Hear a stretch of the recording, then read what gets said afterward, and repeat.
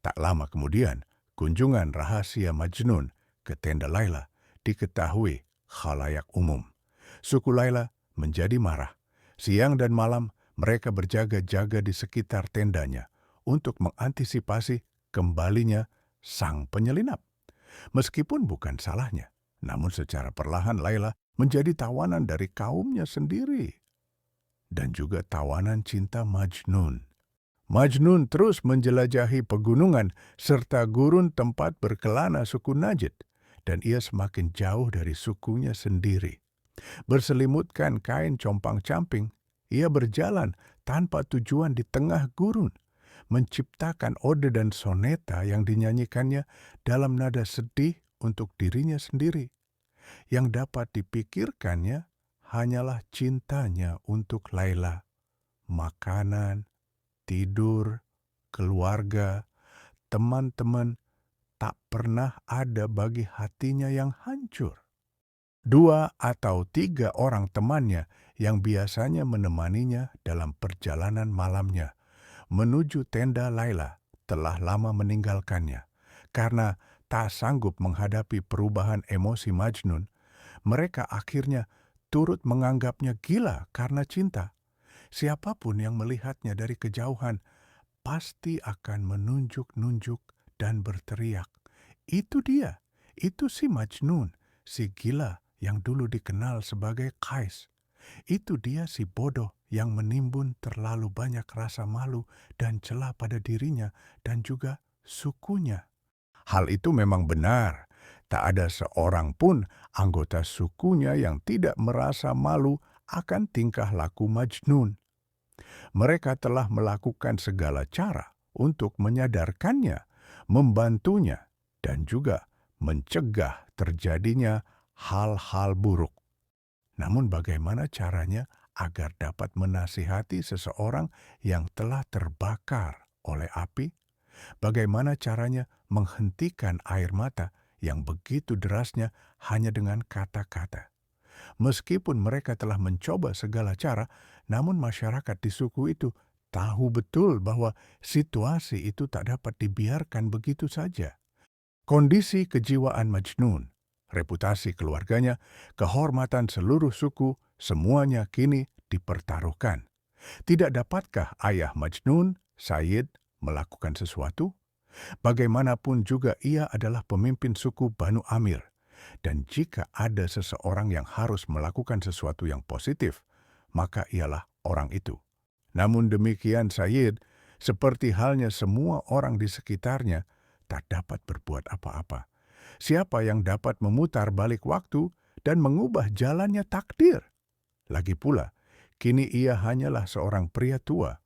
Bebannya selama bertahun-tahun semakin besar dengan kegilaan putranya. Satu-satunya hal yang dapat dilakukannya hanyalah berdoa bahwa Majnun akan sadar dan kembali menjadi Kais. Namun kondisi putranya tak jua membaik dan Majnun tetap menjadi Majnun.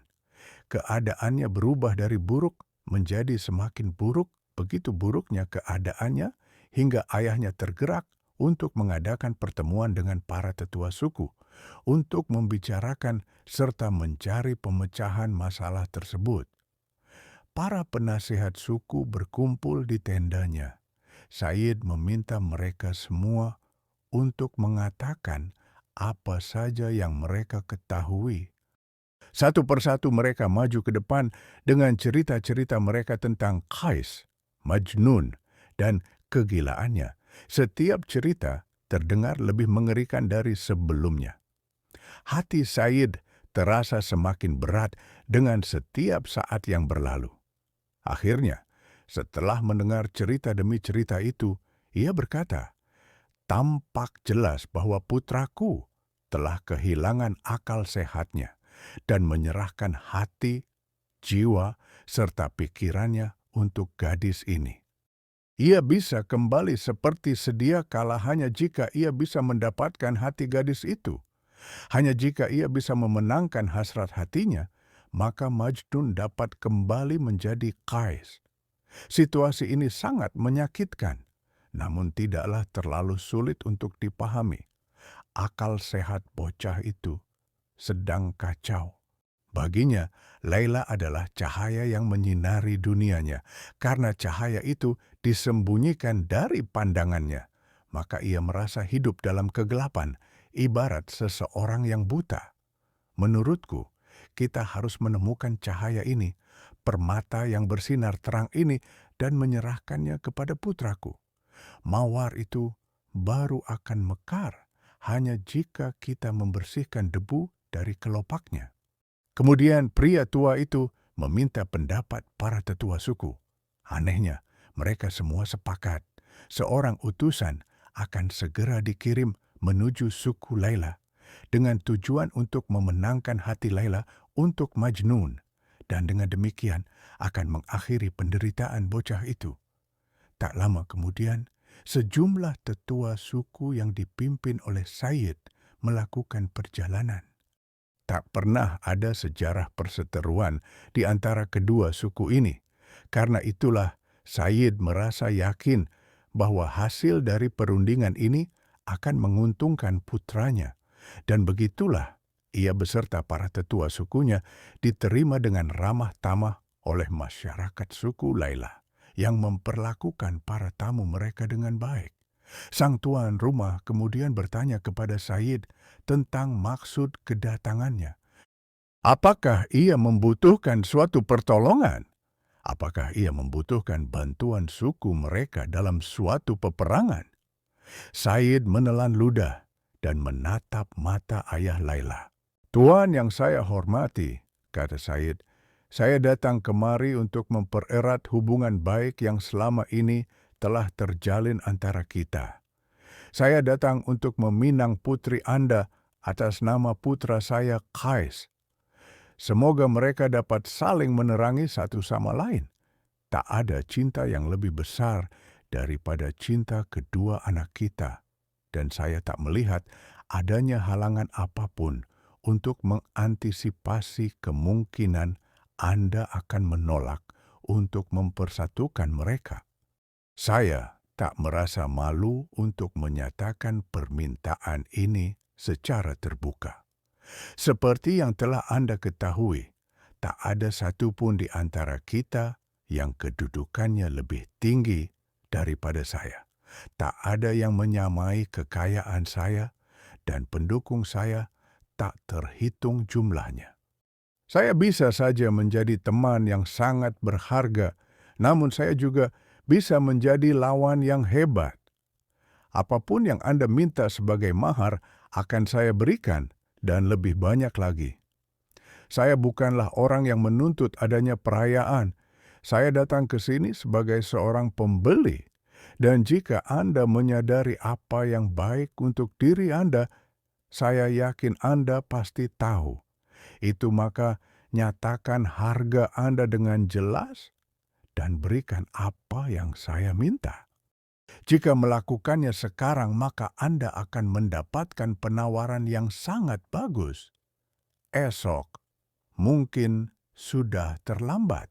Kegelisahan Said akan putranya membuat cara bicaranya semakin berani daripada biasanya. Namun apa yang telah dikatakannya tak dapat dipendam lagi. Ayah Laila, seorang pria yang bangga akan dirinya, mengangguk perlahan dan menjawab, Anda telah menyatakan permintaan Anda dengan jelas, teman, dan apa yang Anda ucapkan sangatlah penting.